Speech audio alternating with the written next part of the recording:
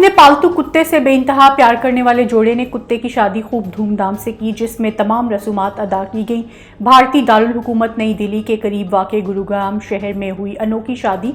एक जोड़े ने अपने कुत्ते की शादी बिल्कुल इंसानों की शादी की तरह की, जिसमें शादी के दावतनामे भी छपे, ऑनलाइन भी लोगों को दावत दी गई और भंगड़े भी डाले गए। 100 से ज़ायद मेहमान की तवाज़ा लजीज़ खानों से की गई।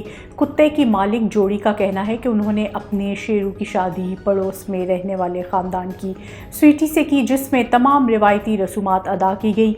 कुत्तों के मालिकान का कहना था कि हम अपने पालतू कुत्तों को अपने बच्चों की तरह प्यार करते हैं और इसीलिए इनकी शादी भी धूमधाम से की। एप्पल के बानी स्टीव जॉब्स की पुरानी और बोसीदा चप्पल 48 करोड़ रुपए से ज़ायद में नीलाम हो गई। गैर मुल्की मीडिया रिपोर्ट्स के मुताबिक स्टीव जॉब्स के बर्कनस्टॉक सैंडल एक नीलामी में फ़रोख्त हुए। ब्राउन रंग के सैंडल की फ़रोख्त ने नीलामी करने वालों की तमाम तवक्कात पर पानी फेर दिया। नीलामी से पहले स्टीव जॉब्स के सैंडल के तकरीबन $80,000 मिलने की उम्मीद थी। 2 ऑस्ट्रेलियाई ख़वातीन $1.4 मिलियन की इनामी रकम को आपस में तकसीम करेंगी।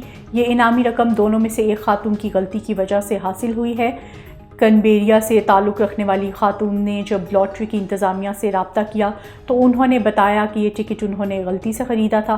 खातून ने बताया कि वह अपनी दोस्त के साथ 20 साल से एक ही लॉटरी टिकट लेती हैं।